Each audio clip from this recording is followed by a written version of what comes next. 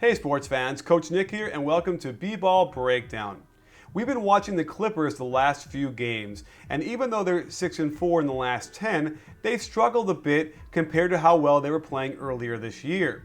So we looked at their defense to see if we could figure out what was happening. And in reality, it's the three-point shooting. Opponents over the last 10 games are shooting 5 percentage points higher, and their overall defensive rating is 5 points higher, which is of great concern. Now, are they just getting lucky, or the other team getting lucky of nailing shots, or is it something systemic that's related to the way Vinny Del Negro is coaching their defense? Well, we discovered a serious problem they have in their pick and roll defense, which also permeates across the entire team defense in the half court. But you better make sure you go to our website at bballbreakdown.com in the link below to read the full article, because we have charts and graphs and a really deep analysis into all of their three-point shooting defensive woes. And here we're just going to target their defense against primarily pick and roll. Here's a 1-3 pick and roll towards the middle on the right side. The really good defensive teams would play ice on this and force the ball handler away from the screen towards the baseline. Instead, Butler hedges high, forcing the defense to rotate onto the roller. This creates a needless double team, and Willie Green has to come over to help on Jordan's man. A simple skip pass to an open shooter gets the Nets a 3. Here's a high pick and roll to the left and another hedge by Odom. The Clippers do a nice job containing, but on the swing pass to screen and roll, they don't play ice again, letting Odom hedge high and getting out of position above the three-point line. CP3 attempts a risky steal, and now the Nets have a fast break. There simply aren't enough defenders to rotate over to the easy corner 3. On a secondary break pick and roll, Odom is supposed to rotate from the weak side to the roll man, but Barnes rotates down on him too, opening up a very easy pass for a corner 3. And as you know, here's a big pet peeve of mine: Willie Green helping one pass away. Why is he helping on a Spencer Hawes drive from the top of the key? Their rotations aren't always bad across the board.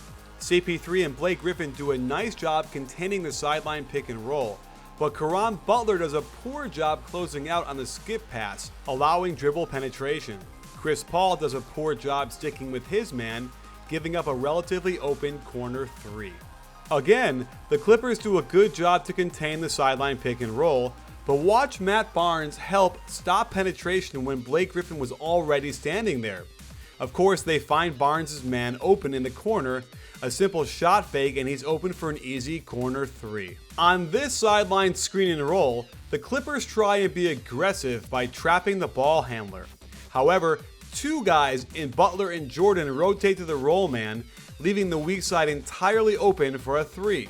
Another example of my pet peeve: helping one pass away, particularly when the ball is in the post. It gives up easy shots. The first pick and roll is defended well by CP3 and DeAndre Jordan, but the Knicks offense is designed to swing it for another pick and roll on the other side. Blake Griffin and Jamal Crawford switch way too easily, and the mismatch of Griffin on J.R. Smith causes Butler to overcompensate to help, leaving Kidd open on the swing pass. On this play, Butler is late reacting to guarding the ball handler in the pick and roll. That instantly triggers a switch, with a huge mismatch between DeAndre Jordan and Jason Kidd. On this screen and roll on top, they switch way too easily, not even trying to stop the play from happening. Jamal Crawford falls asleep while looking at the mismatch between Hollins and Felton, giving up a sliver of daylight one pass away. So there you have it, sports fans. Let's face it, the season's pretty much over. They don't have much more practice time, and if you don't have your defensive rotations down by now, it ain't going to happen. So they're going to have to rely on maybe the pressure of the playoffs overwhelming their opponents, and they're going to miss open threes. Because otherwise, if they get to a team that does shoot well from particularly the corner, they're going to be in trouble big time. So I don't think that there's going to be any way they're going to improve this. And my biggest issue right now is with all those skip passes that are leading to open shots. Those are all easy skip passes they're making. There's no pressure on the ball. And that's the easiest way to stop that, because when you skip a pass and there's pressure, generally it's not the best and most accurate pass. A lot harder to make those threes. However, when I've gone through all these three-pointers by the Clippers that they've given up, they've all been off of those skip passes that are right on target because no one's got a hand up and no one's pressuring the ball. Well, it remains to be seen, but if they can fix that, they'll be a lot better and a lot more solidified in their spot, but we'll see what happens with the Clippers because you never know. Well, thanks for joining us. Stay tuned for lots more coming up at B-Ball Breakdown. Don't forget to go to the website and read the more comprehensive article with lots more stats about overall three-point shooting and defense for the Clippers. Because at B-Ball Breakdown, we're not a channel, we're a conversation. You in?